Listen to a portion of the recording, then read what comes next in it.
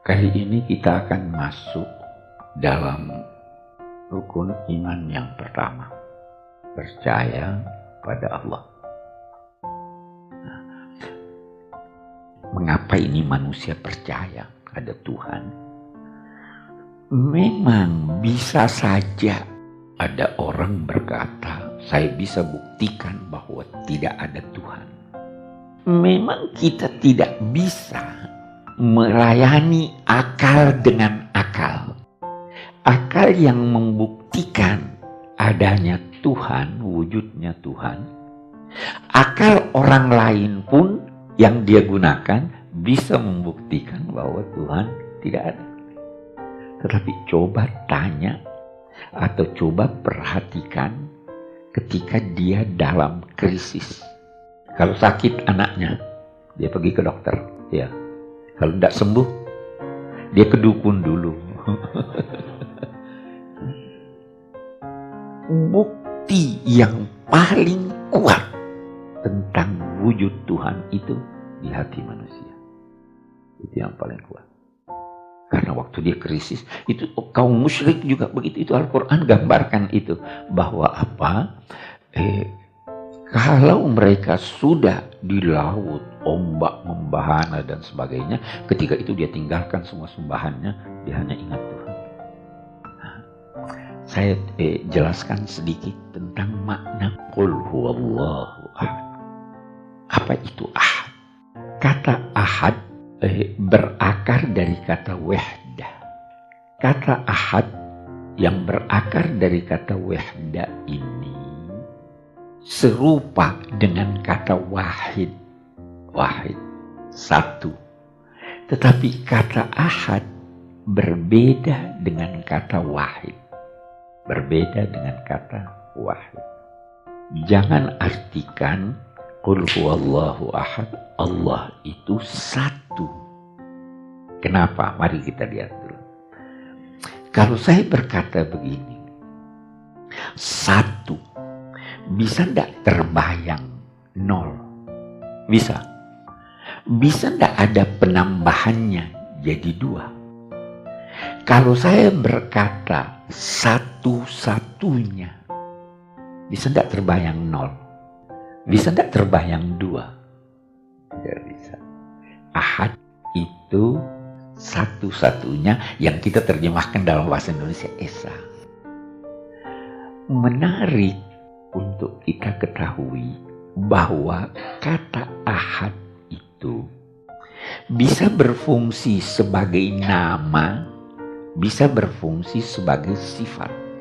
Kalau saya berkata begini, Yaumul Ahad, hari Ahad.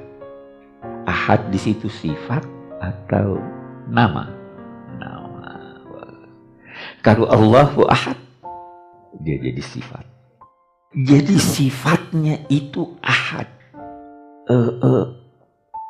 Apa yang berkaitan dengannya semua satu-satunya. Tidak ada duanya. Dan sekaligus tidak bisa tidak ada. Nah itu. Qul huwallahu ahad. Memang Al-Quran juga menyatakan wahid. Ya kan ada. Wa ilahukum ilahun wahid. Wahid di situ maksudnya adalah sifat-sifatnya plus zatnya. Kalau saya berkata bahwa ahad itu hanya menunjuk yang satu-satunya. Kalau saya berkata wahid, maka di situ menunjuk sifat-sifatnya, menunjuk zatnya. Ahad, dia Maha Esa. Allah Maha Esa kan? Kita lihat, Allah Maha Esa. Ada sifatnya atau tidak? Ada. Saya tanya lebih teliti lagi. Allah melihat, ya. Allah mendengar. Dia mendengar dengan pendengaran. Nah, dia melihat dengan penglihatan. Kan ada basir, Maha melihat. Ada faham yang menyatakan kalau Anda berkata Tuhan punya sifat, banyak sifatnya, maka itu berarti banyak Tuhan. Tuh, paham Mu'tazilah. Tuhan itu mendekat dengan zatnya. Ada lagi yang berkata, Tuhan punya mata. Ada matanya atau tidak? Nah, ini paham salaf. Ada yang berkata Tuhan punya mata, tetapi bukan mata makhluk. Oke. Jadi saya kembali berkata bahwa populer dalam pandangan kelompok Asy'ariyah bahwa Tuhan punya sifat-sifat yang berbeda dengan zatnya. Ada zatnya, ada sifatnya. Kita kembali. Allah Maha Esa. Yang pertama, Esa dalam zatnya. Tidak ada yang sama dengan zat Tuhan.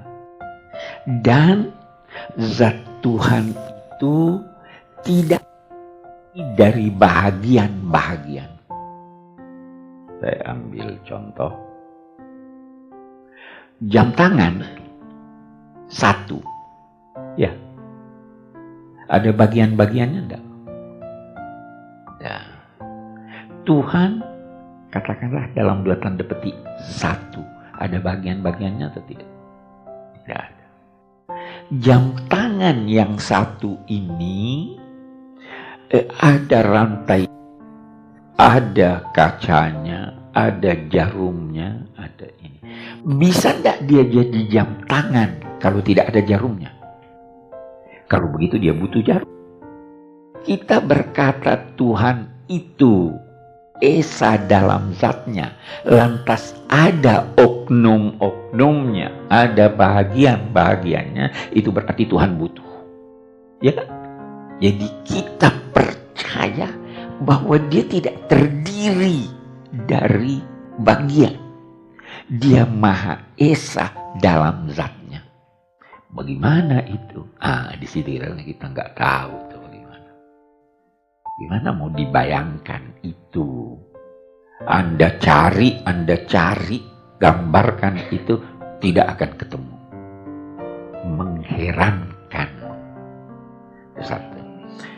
Yang kedua, dia Esa dalam sifatnya.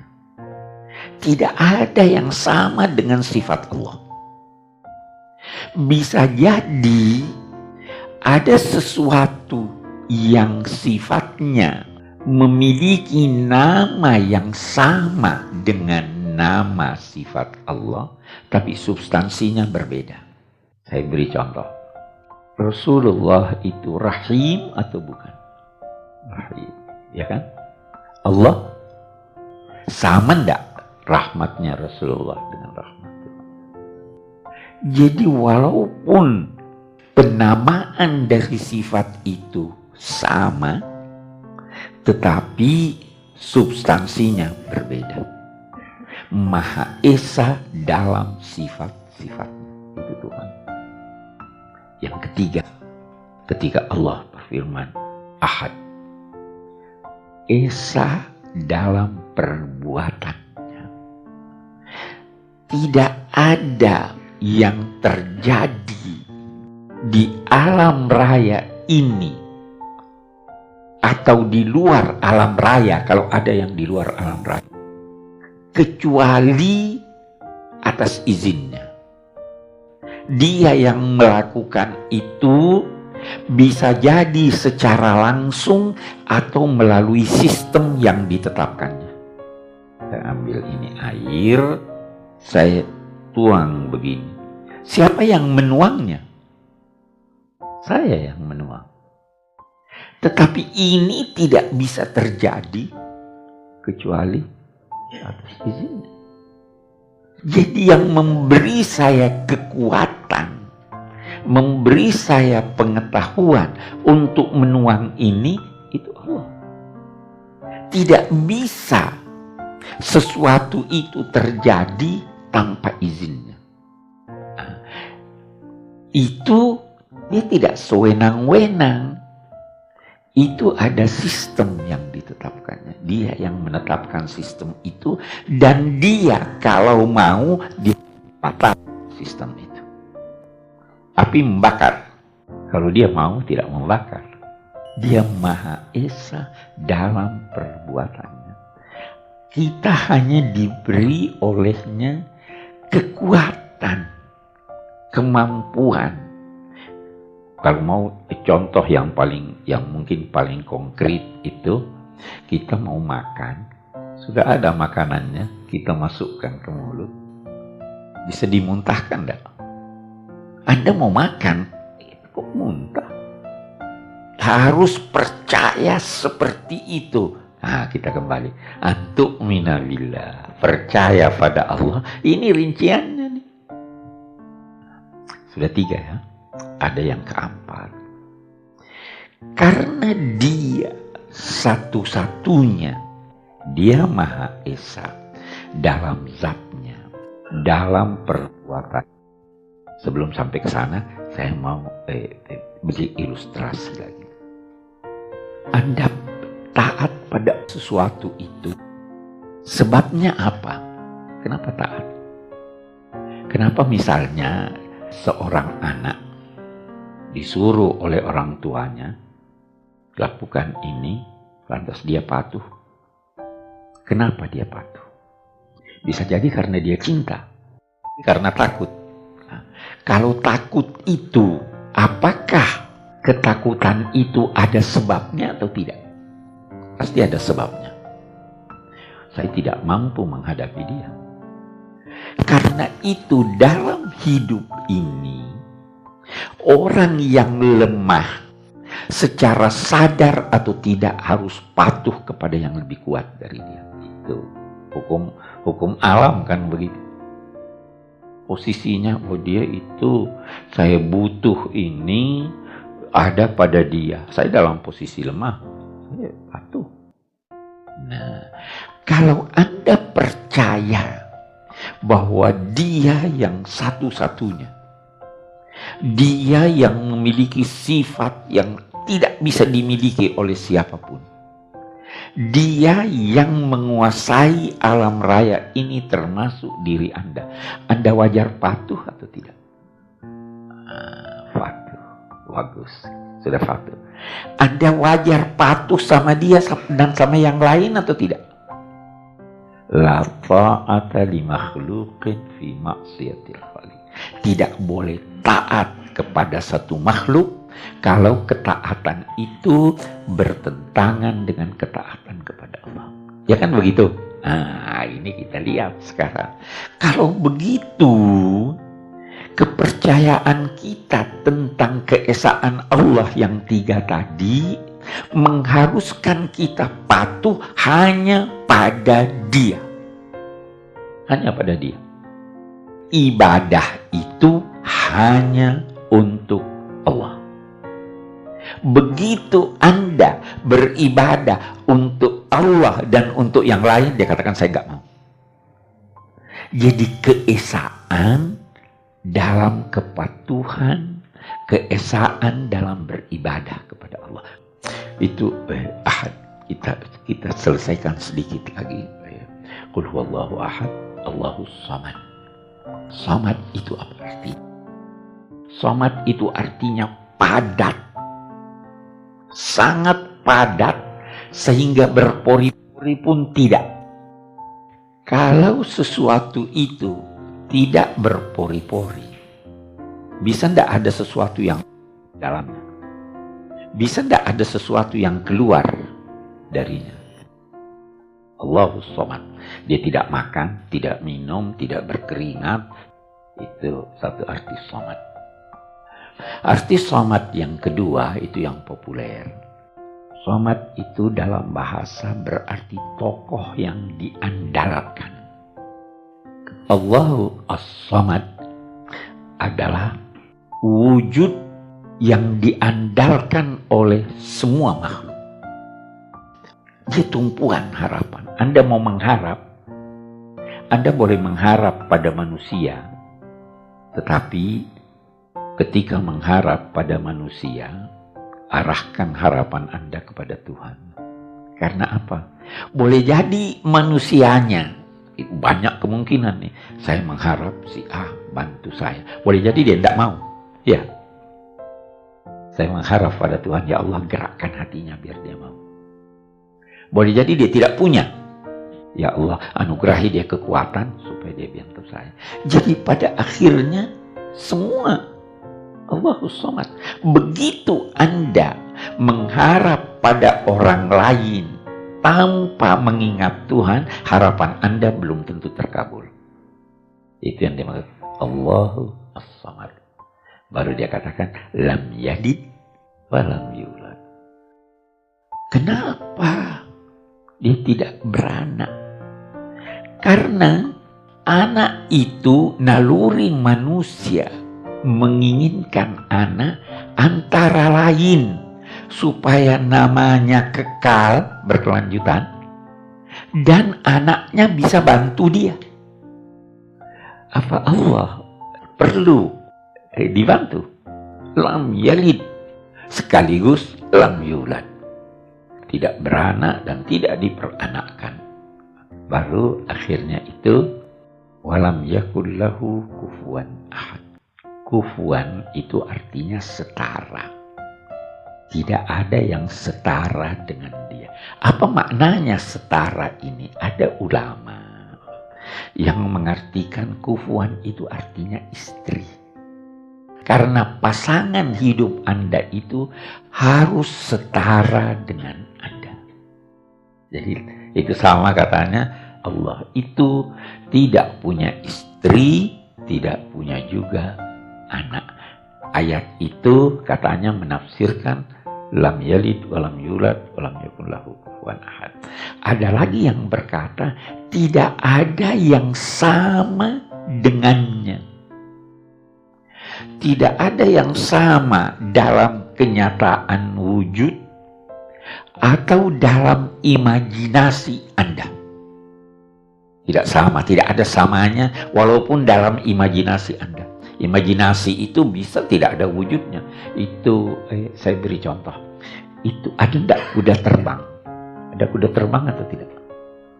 Gatot kaca ada enggak? Tidak ada ya. Kenapa takut bilang tidak ada? Tidak ada. Tapi manusia ingin menggambarkan ada sosok Superman, ya kan? Jadi dia buat imajinasi. Wujudnya tidak ada, hanya ada dalam khayalan.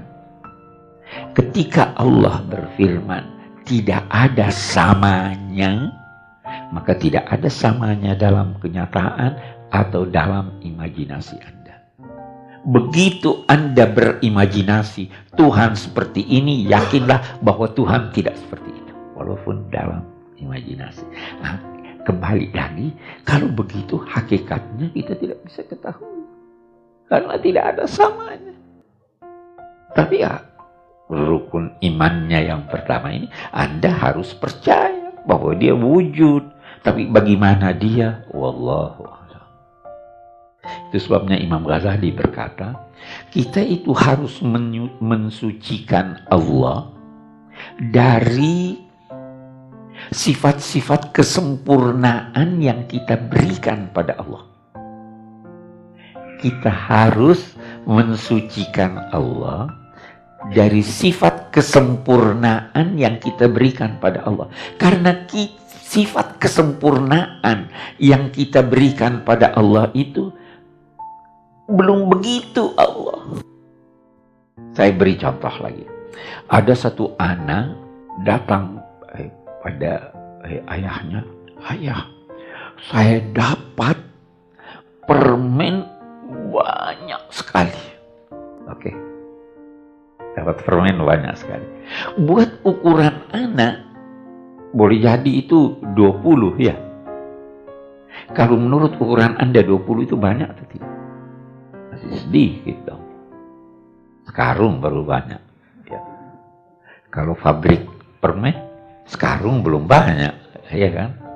Jadi kita manusia ini, betapapun kita sudah memberikan pada Allah sifat yang sesempurna mungkin menurut ukuran kita, itu bandingannya masih sama dengan anak yang menyatakan bahwa itu banyak.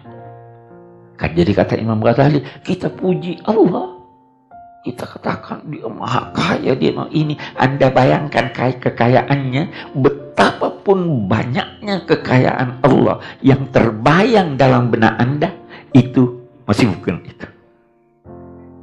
Lam yakun lahu kufuwan ahad. Itu saya kira sekelumit dari pengertian kita harus percaya. Nah, tinggal kita ukur benar-benar percayanya atau tidak. Nah, itu dari saat ke saat ini harus diisi. Itu sebabnya Nabi bersabda, jadidu imanakum, perbaharui iman kamu. Kaifa nujaddid imanana? Bagaimana? Aksiru min qawli la ilaha illallah. Perbanyak itu mengucapkan la ilaha illallah, la ilaha illallah.